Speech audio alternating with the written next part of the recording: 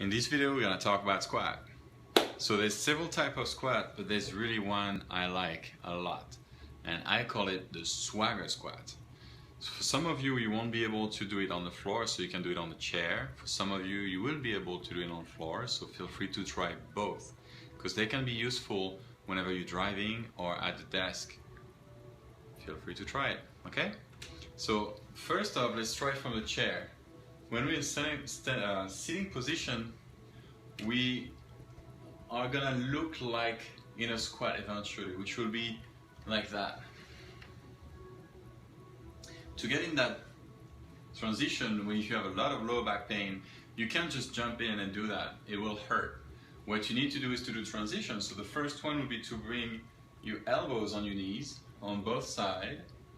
Once you're here, you're gonna tilt your tail under and start rounding a bit your back. Then you're gonna use your hand to climb down on the ankle. I'm gonna do it a bit from the front so you can see.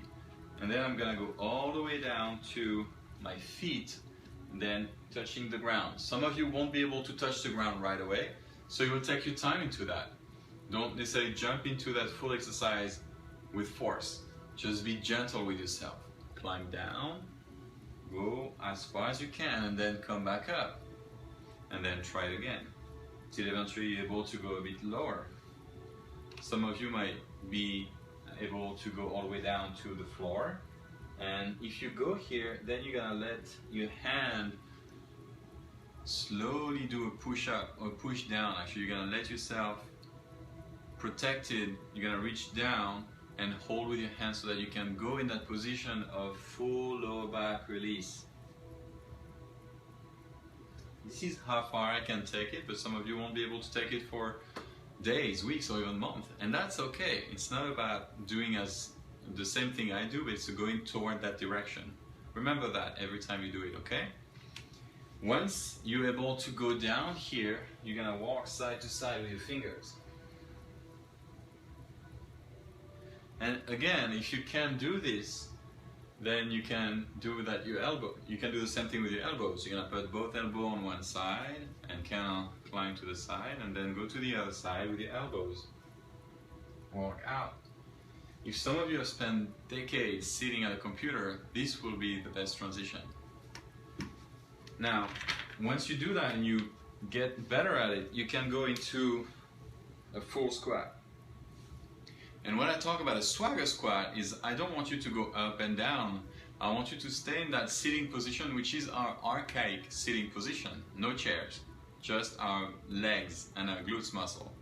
In that position, some of you will be on your toes and won't be able to drop the heel. Some will be able to drop on the heels. It doesn't matter, just make it in a transition and comfort. If you can only hold that position for a few seconds at a time, then get up and next day try 1 second more. It's about the direction. Remember that, it's very important. If it's painful and you force it, you will pay for it. So don't do that, take it easy, okay? Now, ultimately in that position, why swagger squat? Because we're gonna move around. We're gonna, like a toddler, explore our three-dimensional environment. I use the same movement of moving right and left, kind of a windshield wiper position. Try to do that. And then you can be completely on your feet if you're able to do that. Completely relaxed, rounding your back. And one position I really like, and you can do that holding onto something or counter level with your arms. You're gonna reach away. And as you reach away, you're gonna bring your weight more on your heel and your butt more out. This will be kind of like the ultimate super awesome position to get into eventually maybe.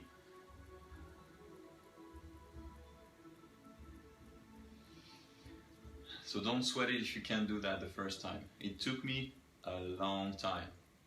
Like, seriously, like a couple years.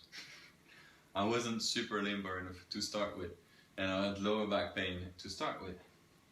But every time you can, go into the squat position on the floor or on the chair. it doesn't really matter, does it? What matters is that you get healthier, not that you look like a triathlete.